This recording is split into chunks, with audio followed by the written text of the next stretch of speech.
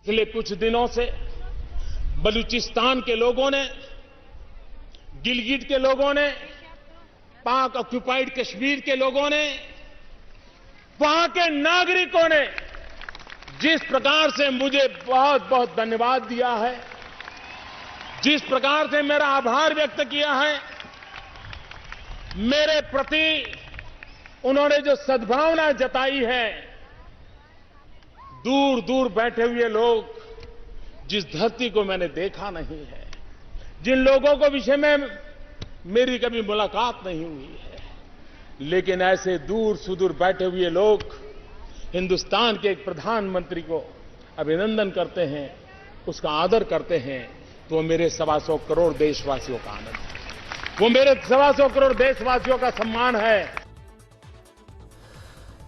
You're watching Current Issues. My name is Vineet Malhotra. Prime Minister Narendra Modi there in his independence speech thanked the people of Balochistan and opened up a diatribe against Pakistan for suppressing the Baloch people since after gaining independence in 1947. He also credits Pakistan for being the only country for bombing its own citizens.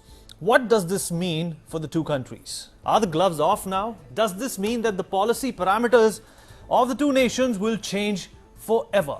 Have we lost the higher moral ground by referring to Balochistan? Is this the stand we need to adopt in order to deal with a neighbor as belligerent as Pakistan? We find out with our guest today, and let me start by welcoming Mr. Tarek Fatah, who's a Pakistani commentator, also writes and speaks about Pakistan and against the atrocities they have been committing towards the people of Balochistan.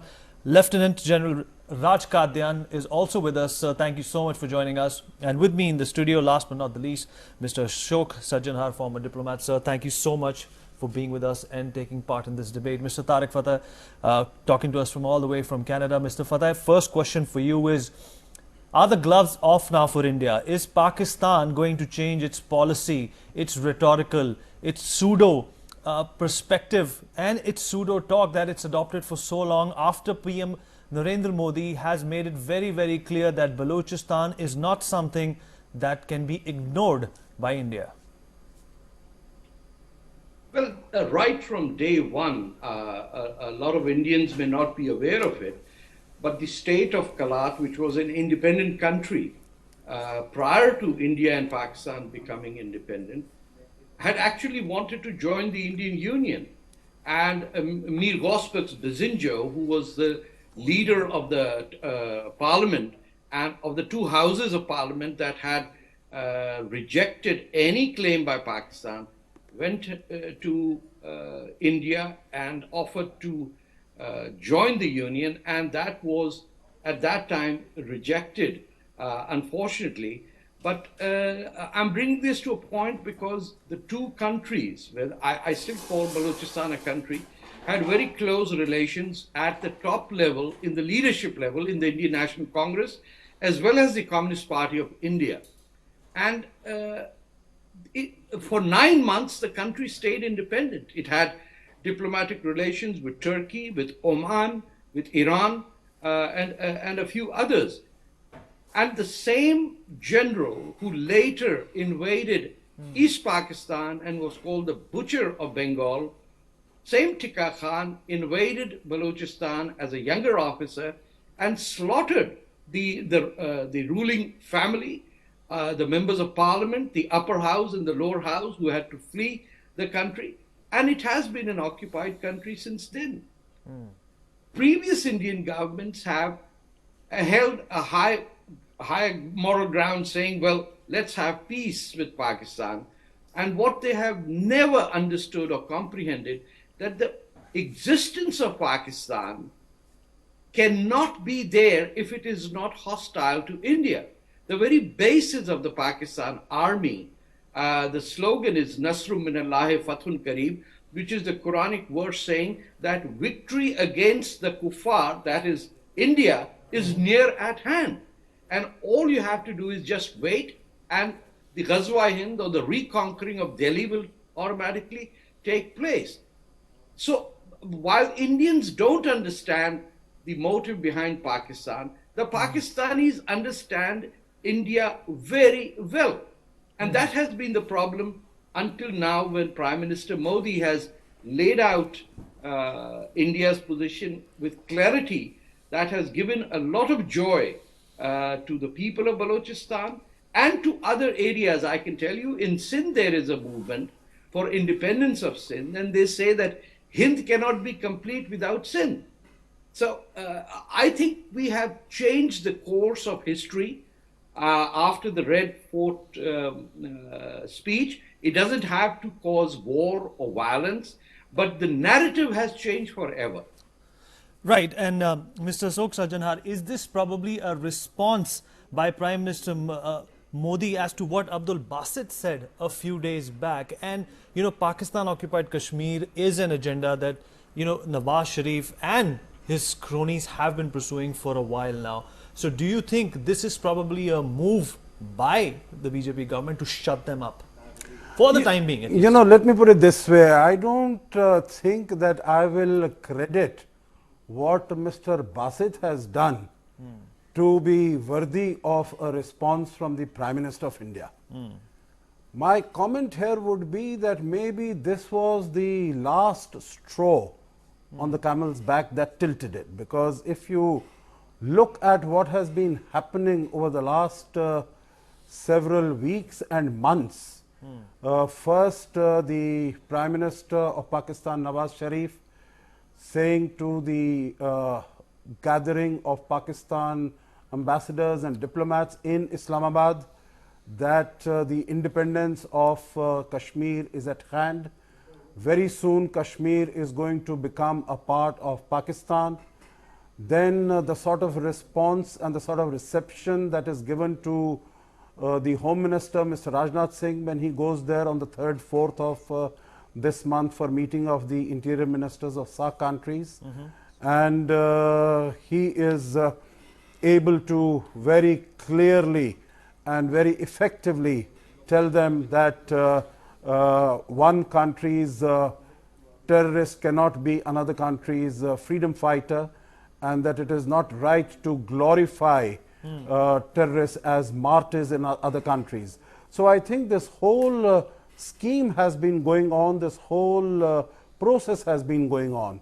And the fact that on the 14th the statement was made that this Independence Day of Pakistan is being dedicated to the freedom and independence of Kashmir. But I think we also need to look at it that even before Abdul Basit had spoken on the 14th, on the 12th, when the all-party political party meeting took place in the parliament, the Prime Minister had already said that the atrocities being committed by Pakistan on its own people in Balochistan and in the Pakistan-occupied Kashmir, they need to be brought out to the attention of the world. And I think this was a very appropriate opportunity that he made these remarks about Balochistan and about some of the other regions in Pakistan.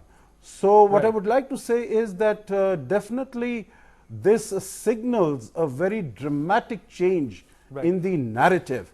And of course we will have to see, but the ante has definitely been up, so to say, and this can prove to be a game changer as far as discussions on this are concerned. I think we need to keep in mind that what is happening in Balochistan so far, it is the internal affair, because India has had no role to play. While what is happening in Kashmir, we need to be cognizant that it is Pakistan which has been fomenting a lot of havoc, violence and trouble and terror in that state. Right, and you know, General Katia, coming to you now, you know, Sartaj Aziz also went on to say, you know, he's got a very imaginative mind, and you know, we have to applaud the creative that he came up with, that is probably mentioning Balochistan in his independence speech is probably an admission by the Indian government of involvement in Balochistan. They haven't given us any proof, they haven't given us any kind of evidence as to, you know, an Indian presence in Balochistan. Why is always Pakistan trying to distract international attention from the issue of Balochistan, but working in opposite, in tandem, to gain unnecessary, undue, attention from the international community over Pakistan-occupied Kashmir?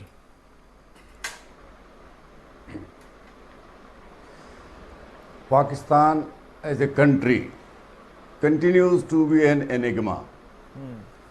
There is a vast difference, vast schism between what they preach and what they practice.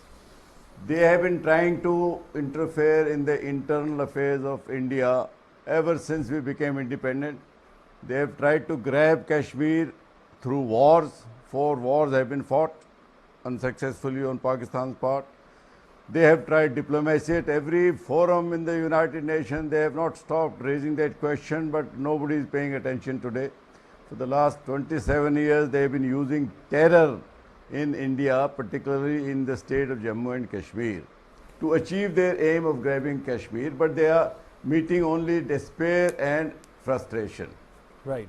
Now, I am not privy to the government policy, whether the government is actively interfering in Balochistan, which is only one of the areas in Pakistan which is burning, as your sticker is showing. Even the POK and Gilgit-Baltistan, if not burning, they are on the simmer. There are opposition. The human rights are being openly violated. The Hindu girls are being converted into Islam, forcibly abducted and then converted. One ruefully recalls what their founder father, Muhammad Ali Jinnah, had said on 14th August 47, that all minorities will have freedom of worship, whatever they want to do. I think the old man must be turning his grave today with what Pakistan is actually practicing. Right.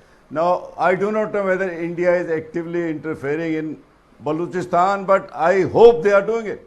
Why not?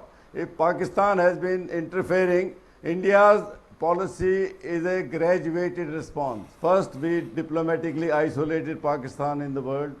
Whole world today knows Pakistan's reality. Right. A country which in its 69 years has been under military rule openly for 33 years. There have been 3 successful coups. I am stressing the word successful. There have been unsuccessful coups starting from 1951 onwards. Right. First was in 1951. General, even today, General Qadian, let me hold on. Let's hold on to that thought. Of a democracy, but let's hold on to that thought, General Qadian. We have a caller who is eagerly awaiting to ask Mr. Tarek Fatah a question. Amit is giving us a call from Gujarat. Amit, go ahead. Hello, Mr. Tarek Fatah. Sir, I'm a big fan of you, sir. Sir, my question to you is that Indian Muslim leadership never took up Balochistan issue. Sir, they're talking about Palestine, they're talking about even Burma, but they say that they should boycott Israeli food or they should boycott Israeli items just because of alleged atrocities committed by Israel, but they never say that they should boycott Pakistani food or Pakistani item or Chinese food, because in China also there atrocity committed by Chinese government to Muslims. Sir, why is it that Mr. Azam Khan, Mr. Owaisi is not talking about atrocities committed by Balochistan, sir? My question is that. I think there's a failure on the part of India's ruling classes that they have never dealt with Muslims who are not from the clergy or who are not from the mosque establishment. So there are countless Muslims in India, most of them who would support Balochistan, but they are leaderless in that because of the Muslim family law and the power that the imams and the mullahs hold over the community, it's very difficult for an ordinary person to come out and say that Balochistan is next door to us. There are at least 100,000 Baloch who live in Gujarat, where you're calling from. Even in the south of India. By the way, Tipu Sultan himself was from Balochistan. His ancestry goes there. So there is that awakening. But no one caters to the ordinary liberal secular Muslim. And the word secular, I don't mean those who do vote bank politics. I mean those who feel that religion is a private affair, India is a secular state, our politics cannot come from Sharia and Mullaism. On both political parties, I've seen they cater to this establishment, the Zakir Naiks of the world. Right. Thank God that he's under scrutiny now. But I will urge Muslims who are listening to this show in India that Balochistan depends on your support. If 200 million or 150 million Indian Muslims cannot support it, then what is the point in supporting Palestine? If you cannot support the freedom of Balochistan, forget about that, is too far away. Right. Mr. Fatah, we have another caller. Sanjay is his name and he's giving us a call from Mumbai. Sanjay. Yes, sir. Mr. Tarek Fatah is with us on the show. You had a question for him. Go ahead. Yes, sir. Tarek Fatah साहब नमस्कार. Namaskar.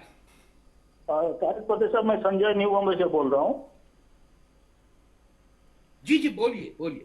जी sir, मेरा ये मानना है जो बलूचिस्तान में और आजाद जो पाक ऑक्युपाइड कश्मीर और कश्मीर में जो प्रॉब्लम है, उसका मेन प्रॉब्लम जो है, जो पाक का जो आर्मी है, Punjabi army basically, they are the main problem. They are the creating all the problem. Pak people, Pakistan में जो बलोच है कि खैबर पख्तून में है, Sindh, they are not bad people. The only problem is there is the Pak Punjabi army general. They are the most corrupt people. Most corrupt. They are doing kidnapping, drug dealing, all this nonsense they are doing. So you need to deal with them. That's it. Okay? Now, let me clarify something. Most people in India also don't know that what is today Pakistan didn't want Pakistan. The Pakistan movement of 1946 and 47 was primarily based in Uttar Pradesh, Bihar, Bengal, even the Madras Presidency, Bombay, those areas. And the North Frontier had a Congress government, Sindh had a nationalist government, Punjab had a unionist ministry. None of these places elected Mr. Jinnah's Muslim League. But because of Bengal, the country was formed, and within 25 years, the East Pakistanis realized that this was a massive fraud inflicted on them by the so-called Nawabs of UP and Awadh.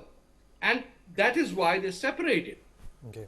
India needs to understand that in 1971, it made a massive mistake by not demilitarizing what was West Pakistan. Right. By allowing the Pakistan military to regain power and allowing them to have 500 aircraft and 5,000 tanks, we have created this monster. Right, Mr. Fatah, just hold on to that thought. Mr. Fatah, hold on to that thought. We have a caller who's giving us a call all the way from London. Priyojit Sarkar himself is a motivated writer. He understands the issue of Balochistan and he wants to contribute to the show by sharing his thoughts. Priyojit, go ahead. Thank you very much, Vineet, and thank you very much, Tarek.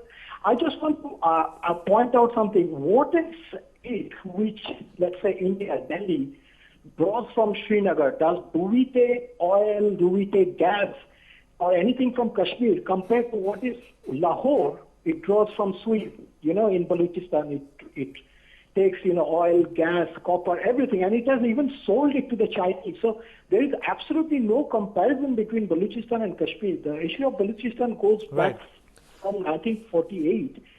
And the genocide in East Pakistan, I think one of the architects, General Tika Khan, he was nicknamed the Buddha of Balochistan because he did a similar massacre in 1970 uprising in Balochistan, and then he applied the same formula to Dhaka in East Pakistan. Okay, Priyojit, we'll come back to you. Let me rope in General Kadia once again into this conversation. General Kadia, Balochistan has been crying for help. They have no education, they have no facilities, they have no infrastructure. The Pakistani army has been raining havoc. there is no electoral system. They want to be a part of the province. They want to be a part. They want to be given. They want statehood, but it is not happening. Prime Minister Modi has mentioned Balochistan in his speech, but when you talk about ground reality, the ground truth, how will India, if we are ever able to directly help Balochistan, how will that be possible?